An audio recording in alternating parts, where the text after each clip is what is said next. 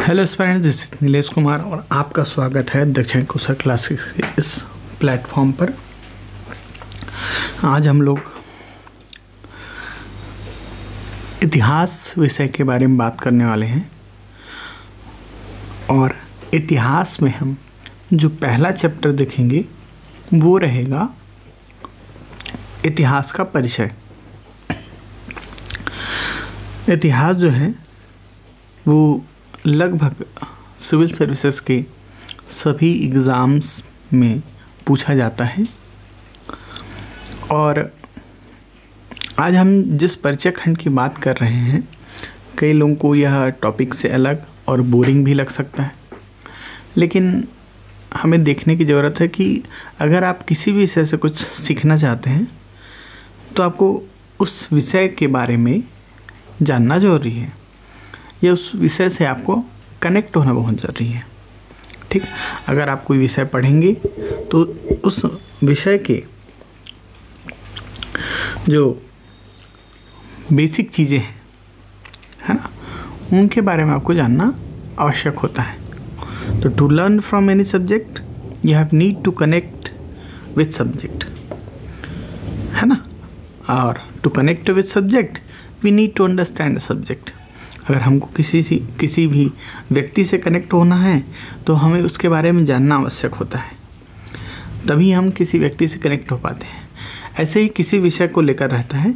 अगर आप किसी विषय के बारे में या किसी विषय से कुछ सीखना चाहते हैं तो आपको उस विषय को समझना पड़ेगा, उसकी आवश्यकताएं क्या है, वो कहना क्या चाहता है। तो इसी कड़ी को आगे बढ़ाते हुए, है ना, अपन आज डिस्कस करेंगे कि हिस्ट्री क्या है, हिस्ट्री का अर्थ क्या है ना, और हिस्ट्री की परिभाषा क्या है।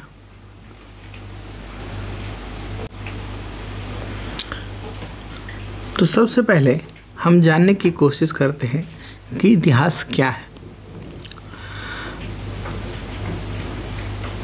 हमको किसी भी विषय के बारे में अगर जानना है तो हमको ये कुछ प्रश्न उससे पूछने पड़ते हैं। सबसे पहले अर्थ क्या है,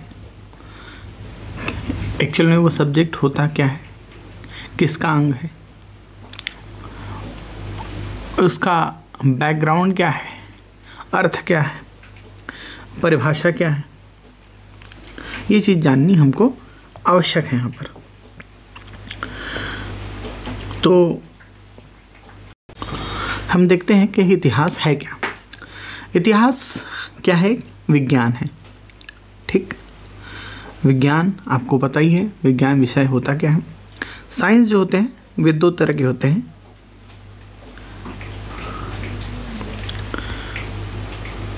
ठीक, दो तरह के होते हैं साइंस। एक तो होगा नेचुरल साइंस और दूसरा होता है सोशल साइंस। हमारा जो इतिहास है इसी सोशल साइंस के अंतर्गत मानव विज्ञान के अंतर्गत आता है। ठीक, मानव विज्ञान या ह्यूमन साइंस जो है ना, ये क्या बताता है? मानव के बारे में बताता है। सामाजिक ज्ञान में हम समाज का अध्ययन करते हैं और मनुष्य भी समाज में ही रहकर अपनी सभी क्रियाओं का संचालन करता है, चाहे वो राजनैतिक हो, चाहे आर्थिक हो, चाहे सामाजिक सांस्कृतिक हो। और मनुष्य द्वारा इन्हीं की गई क्रियाओं का हम अध्ययन आगे चलकर करते हैं। तो अतीत में अगर किसी इंसान ने कोई आर्थिक क्रिया, राजनीतिक क्रिया या सामाजिक सांस्कृतिक क्रिया की है तो उसको हम क्या करेंगे? भविष्य में विषय के रूप में अध्ययन करेंगे। और यही होता है सोशल साइंस के अंतर्गत जो है हम मानव के बारे में अध्ययन करते हैं, मानव की क्रियाओं के बारे में अध्ययन करते हैं और हमको मानव के तीनों पक्षों के बारे में अध्ययन करने को देखने को मिलता है। पहला, राजनीतिक क्रियाएं। ठीक, यह बहुत ही इम्पोर्टेंट है। राजनीतिक क्रिया प्राचीन काल में राजनैतिक इतिहास ही इतिहास के अंतर्गत समझा जाता था। और यह क्यों? क्योंकि देखिए, पहले क्या होता था, जो सबसे बलशाली होता था या जो सबसे प्रभावशील व्यक्ति होता था, उसी के बारे में लोग लिखते थे या जानते थे। और प्रभावशील व्यक्ति प्रायः राजा होता था।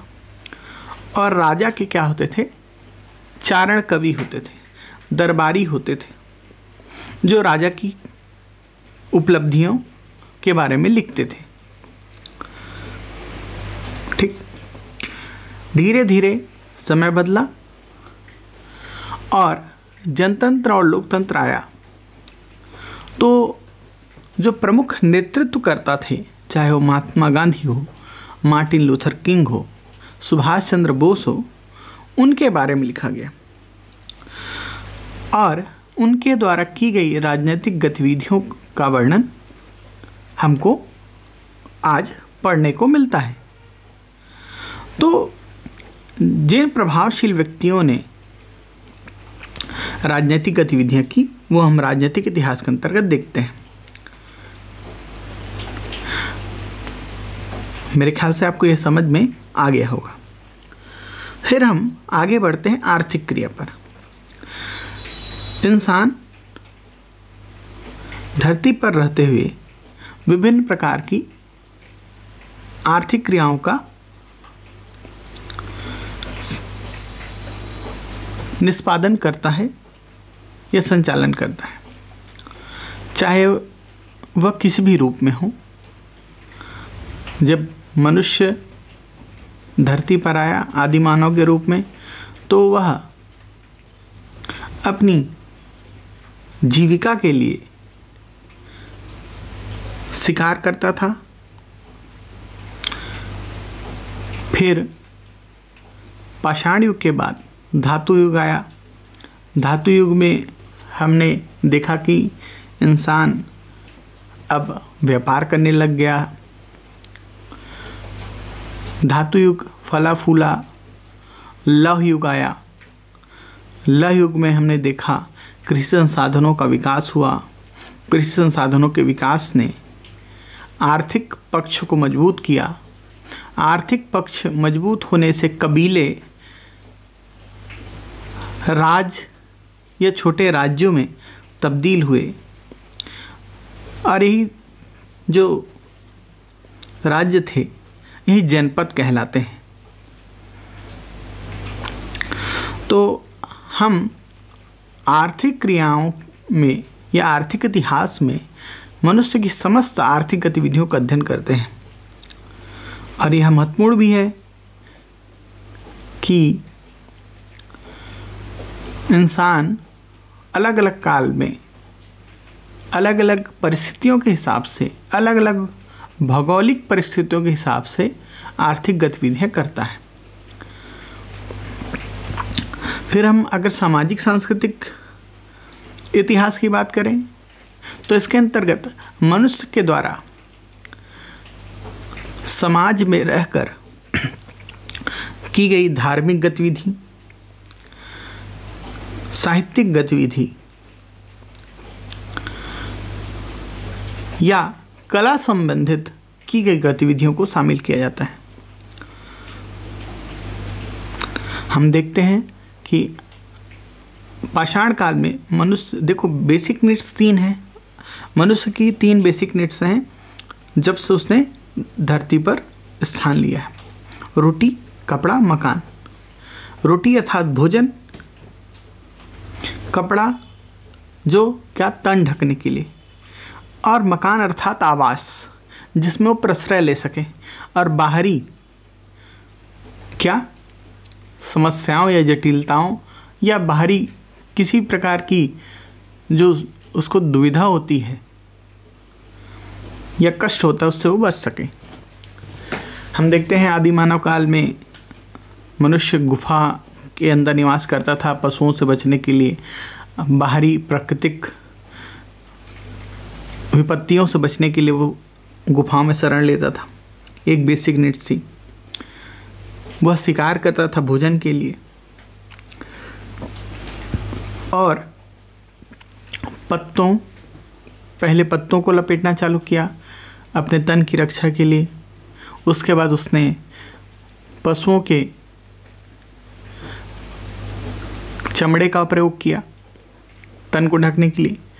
फिर हम देखते हैं कि धातु युग में वो कपड़ों का प्रयोग करने लग गया और वो इवोल्यूशन चलता रहा। तो सामाजिक सांस्कृतिक इतिहास में हम मनुष्य की मान्यताओं, मनुष्य के कला, संगीत, साहित्य इत्यादि पक्षों का अध्ययन करते हैं।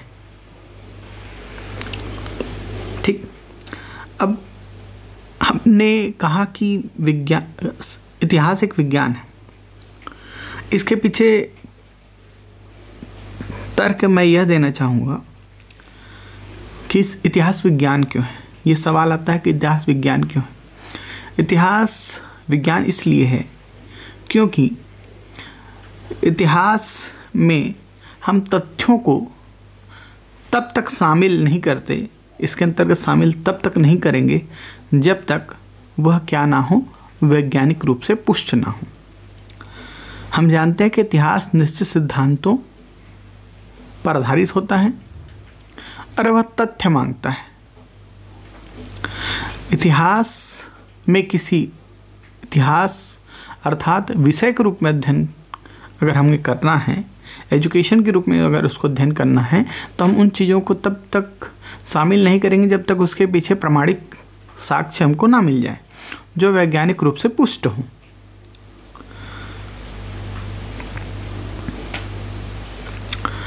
अगर वो वैज्ञानिक रूप से पुष्ट नहीं हुए तो हम उस इतिहास के अंतर्गत अध्ययन नहीं करेंगे। रामायण और महाभारत अभी भी भारतीय इतिहास के अंतर्गत हम सब्जेक्ट के रूप में अध्ययन नहीं कर रहे हैं, विषय में अध्ययन नहीं कर रहे हैं। इसका सबसे बड़ा कारण ही यही है कि हमें रामायण और महाभारत के जो पुरातात्विक साक्ष्य हैं वो प्रबलता से नहीं मिले, लेकिन साक्ष्य धीरे धीरे तो मिल रहे हैं। चाहे वो अतरंजी खेड़ा की बात हो, ठीक, चाहे वो सिनौली की बात हो, हमें प्रमाण धीरे धीरे मिलना चालू हुए हैं। सिनौली की खोज ने यह भी सिद्ध कर दिया कि आर्य इन्वेडर्स नहीं थे, यानी बाह्य आक्रमणकारी नहीं थे, वो यहीं के थे। हमें जो रथ मिले उनकी डेटिंग हड़प्पा सभ्यता के समकालीन है। तो इससे यह पुष्ट होता है कि आर्य इन्वेडर्स नहीं थे, वो यहीं एग्जिस्ट करते थे, भले ही वो एक अलग संस्कृति का हिस्सा हो। ठीक, तो इस तरह से हमने जाना कि इतिहास विज्ञान कैसे है। हमको पता है कि पुरातात्विक साक्ष्यों का जब हम अध्ययन करते हैं, डेटिंग करते हैं, तो उसके लिए कार्बन के एक समस्थानिक C14 का प्रयोग करते हैं। कार्बन का यह रेडियोधर्मी समस्थानिक अर्थात रेडियो एक्टिव आइसोटोप मनुष्य के जीवन काल या किसी भी जीव के जीवन काल के बारे में बताता है।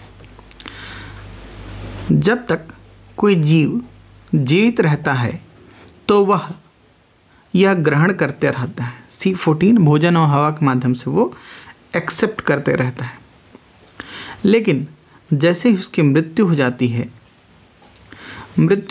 तो ये एक्सेप्ट करना बंद हो जाता है, लेकिन उसमें मौजूद C14 का क्षरण जो है वो लगातार चलते रहता है। ठीक, क्षरण होते ही रहता है, जीवित रहता है तभी क्षरण होते रहता है, लेकिन जब उसकी मृत्यु हो जाती है तो आना बंद हो जाता है, वो उसका ग्रहण होना बंद हो जाता है। तो इसी C14 की मात्रा के आधार पर हम जान सकते हैं कि किसी भी जीव की आयु कितनी है। इसी आधार पर हम बहुत सारी चीज़ों का डेटिंग कर पाते हैं। कार्बन डेटिंग पद्धति के अनुसार C14 की आधी आयु 5568 वर्ष होती है। यह प्रश्नों में कई बार पूछा जा चुका है कि कार्बन डेटिंग अनुसार किसी भी जीव की या कार्बन डेटिंग की आधी आयु कितनी होती है, तो 5568 वर्ष होती है। ठीक, फिर नेक्स्ट स्लाइड की ओर चलते हैं। अब दूसरा चीज़ आता है कि इसका बैकग्राउंड क्या है, हिस्ट्री एज ए सब्जेक्ट आया कैसे, है ना। देखो, कोई भी चीज़ को स्थापित होने में समय लगता है, चीज़ें तुरंत स्थापित नहीं होती हैं, है ना। कोई चीज़ पूर्व से बनी बुनाई नहीं आई है, ईश्वर प्रदत्त नहीं है, इंसान ने इन चीज़ों को डेवलप किया है ना। इंसान बहुत चिंतनशील प्राणी है। ये मनुष्य जो आपको दिख रहा है, ये बहुत चिंतनशील प्राणी है। यह सोचते रहता है। ठीक, और कि क्या किया जा सकता है, इसके में जिजीविषा बहुत होती है। जिजीविषा माने जानने की इच्छा। ठीक, और इसी जानने की इच्छा ने इसे क्या किया, इतिहास को एक सब्जेक्ट के रूप में डेवलप करने के लिए प्रयास किया।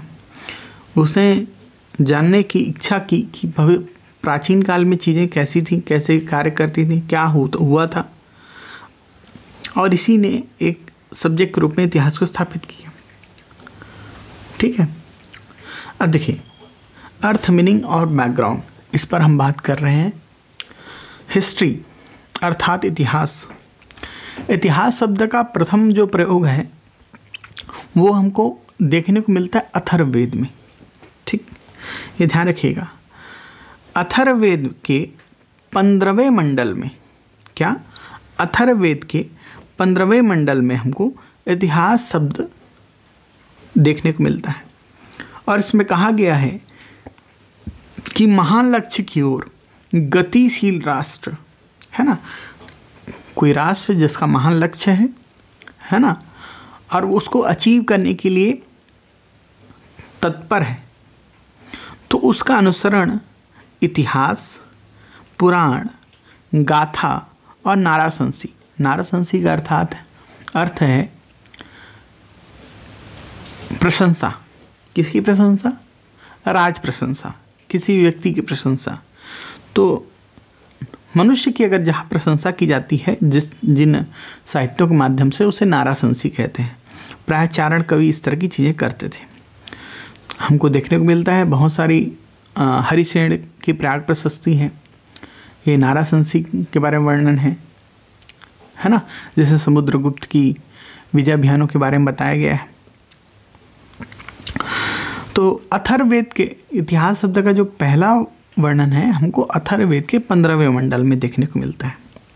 इसके अलावा छांदोग्य उपनिषद में इसे 5वां वेद कहा गया है। शतपथ ब्राह्मण में इतिहास वेद कहा गया है इसे, है ना, इतिहास को वेद की संज्ञा दी गई, इंक्लूडिंग आपके चाणक्य के अर्थशास्त्र में इसे ऋग्वेद, यजुर्वेद, सामवेद के साथ संयुक्त रूप से वेद कहा गया है। चाणक्य तो यह भी कहते हैं कि एक राजा को विभिन्न दैनिक कार्यों को निपटाने के बाद, राज कार्यों को निपटाने के बाद दोपहर का जो समय है उसमें इतिहास का क्या करना चाहिए, अध्ययन करना चाहिए। क्यों? क्योंकि इतिहास हमें अतीत के उदाहरणों से जो सीख प्रदान करता है ना, जिसका प्रयोग हम वर्तमान या भविष्य में आने वाली, है ना, चीज़ों के लिए कर सकते हैं। तो एक व्यक्ति को इतिहास से सीखना चाहिए। ठीक, अगर हम इसके शाब्दिक अर्थ की ओर जाएं तो इति धन ह धन आस, ये 3 शब्दों से मिलकर यह बना हुआ है। इति का अर्थ है ऐसा ही, ह का अर्थ है निश्चित रूप से, और आस का अर्थ है हुआ होगा। तो इतिहास का अर्थ होता है ऐसा ही, निश्चित रूप से हुआ होगा। ठीक, तो इसकी शाब्दिक परिभाषा भी यह स्पष्ट करती है कि इतिहास जो है वो अतीत की चीज़ों के बारे में बात करता है। फिर अगर हम हिस्ट्री शब्द की बात करें, अब देखिए मैंने इतिहास को इतना लंबा चौड़ा इसलिए बताया क्योंकि कई इतिहासकार कहते हैं, कई लोग कहते हैं कि भारतीय जो हैं इतिहास को लेकर उतने अवेयर नहीं थे, या भारतीयों में इतिहास लेखन की परंपरा नहीं थी। भारतीयों में इतिहास लेखन की परंपरा थी मौजूद, लेकिन हमने उसे एक सब्जेक्ट के रूप में नहीं देखा, हमने उसे गाथाओं, पुराणों, है ना, और एक सामाजिक उदाहरणों के रूप में लिया। वेदों में हमने उसे स्थान दिया, है ना। तो हिस्ट्री जो शब्द है वो उसका जो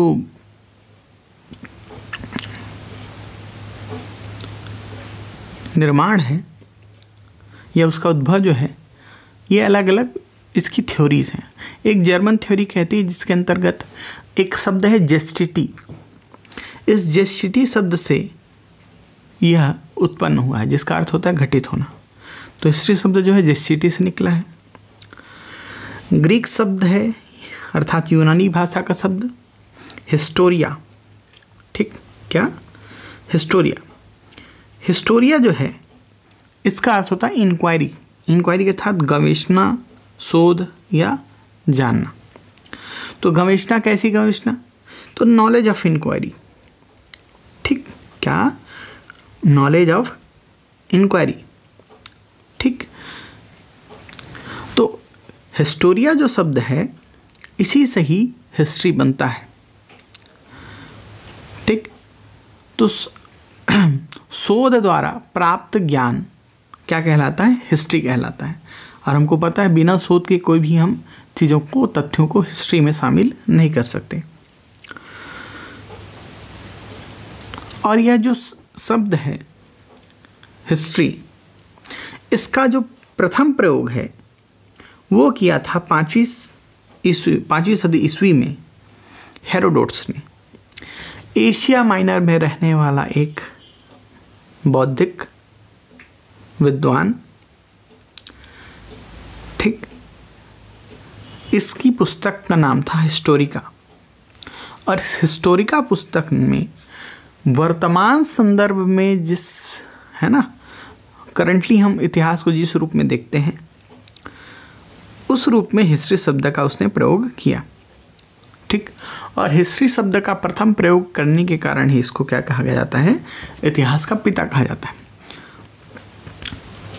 ठीक, और इस तरह से हम देखते हैं कि इतिहास को एक विषय के रूप में स्थापित करने का श्रेय किसको जाता है? यूनानियों को। ठीक, तो एक सब्जेक्ट के रूप में जो डेवलप किया इतिहास को वो किया यूनानियों ने, ये कहा जाता है।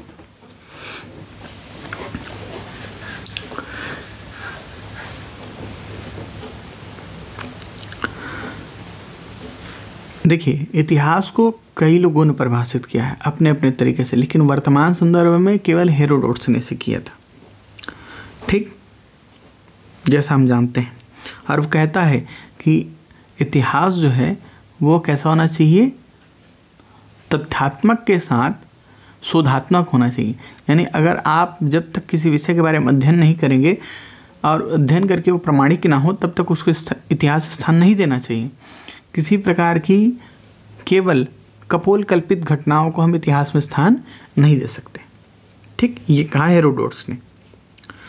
तो यहाँ से क्वेश्चन आपको आएगा कि बताइए हिस्ट्री जो शब्द है ना, उसका प्रथम प्रयोग किसने किया? तो हेरोडोटस ने किया। इसकी किताब के नाम क्या है? हिस्टोरिका है। इतिहास को विषय के रूप में स्थापित करने का श्रेय किसे जाता है? तो यूनानियों को जाता है। ठीक है, चलिए नेक्स्ट स्लाइड में चलते हैं। अब आता थी परिभाषा की, डेफिनेशन की। डेफिनेशन बहुत सारे हो सकते हैं, यहाँ पर मैंने 2 डेफिनेशन लिए हैं। पहला है E.H. कार का। E.H. कार कहते हैं इतिहास अतीत व वर्तमान के बीच अनवरत संवाद है। इनका कहने का अर्थ यह है कि इतिहास अतीत की घटनाओं के द्वारा वर्तमान को सीख देता है ना। क्या करता है? इतिहास जो है अतीत की घटनाओं के द्वारा वर्तमान को सीख देता है। जब भी वर्तमान किसी भी चीज़ को जानने की इच्छा व्यक्त करता है, तब वह या उसे कहाँ झांकना चाहिए? इतिहास की ओर झांकना चाहिए कि इतिहास में क्या हुआ था। और इतिहास के द्वारा ही आप वैश्विक राजनीति को समझ सकते हैं। ठीक। दूसरी परिभाषा ये है कि अतीत की घटनाओं का कालक्रम के आधार पर क्रमबद्ध व वैज्ञानिक अध्ययन क्या कहलाता है? इतिहास कहलाता है। अब देखिए यहाँ पर चीज़ें हैं। पहली है अतीत की घटना। ठीक, क्या? अतीत की घटना।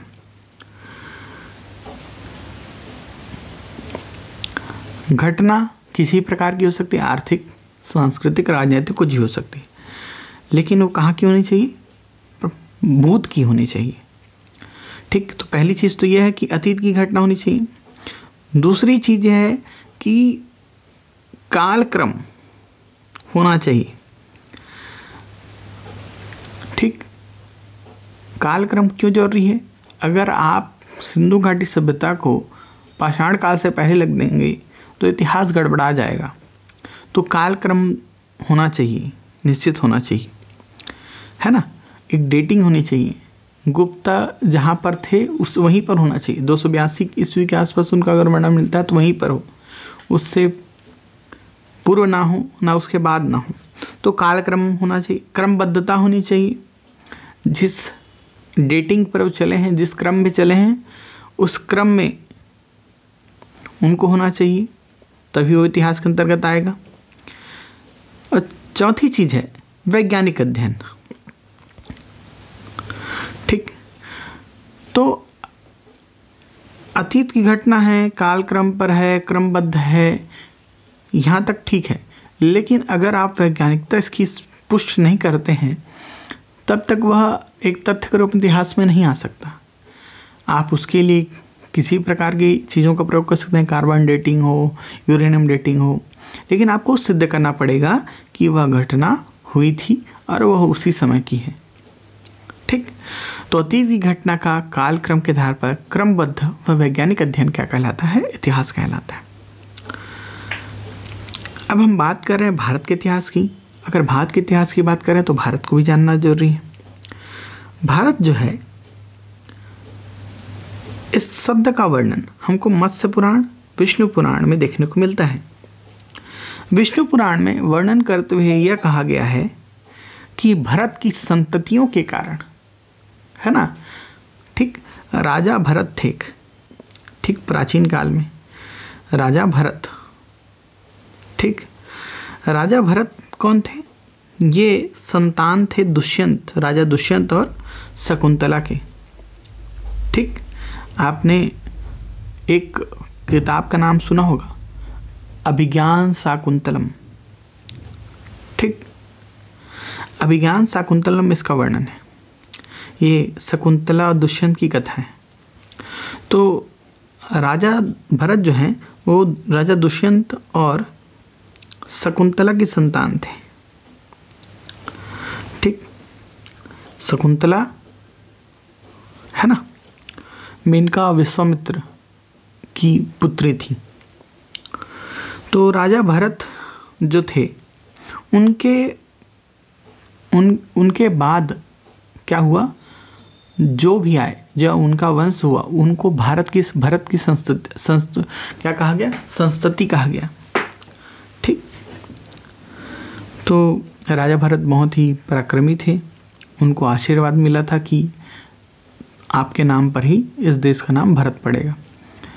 तो एक थ्योरी ये कहती है, दूसरी थ्योरी यही कहती है कि यहाँ पर भरत के वंशों ने निवास किया, इसलिए इस देश का नाम भारत पड़ा। विष्णु पुराण के अनुसार एक जैन जो थ्योरी है वो कहती है कि ऋषभदेव के जो पुत्र थे, ऋषभदेव कौन थे? जैन तीर्थंकर थे। पहले जैन तीर्थंकर कौन थे? ऋषभदेव। और ऋषभदेव के ज्येष्ठ पुत्र भरत के नाम पर इस देश का नाम भारत पड़ा। ये दूसरी थ्योरी कहती है। इसको जम्बूद्वीप का दक्षिणी भाग भी कहा गया है। अशोक के अभिलेखों में हमको यह वर्णन देखने को मिलता है। इस देश के लिए आर्यावर्त, ब्रह्मवर्त, ब्रह्मर्षि देश जैसे शब्दों का प्रयोग है। आर्यवर्त इसे कहा गया है महर्षि पतंजलि की महाभाष्य में 150 ईसा पूर्व में। सप्त सैंधव क्षेत्र कहा गया सिंधु और उसकी 7 नदियों के कारण। हकमनी ईरानियों ने इसे इंडिया कहा, ठीक। यूनानियों ने इसे इंडोज शब्द से संबोधित किया। लैटिन जो कंट्रीज है वो इस देश के लिए इंडस शब्द का प्रयोग करते थे। हिब्रू में से हिड्डू, हुड्डू और चीनी में इस देश के लिए तिएनचू शब्द का प्रयोग देखने को मिलता है।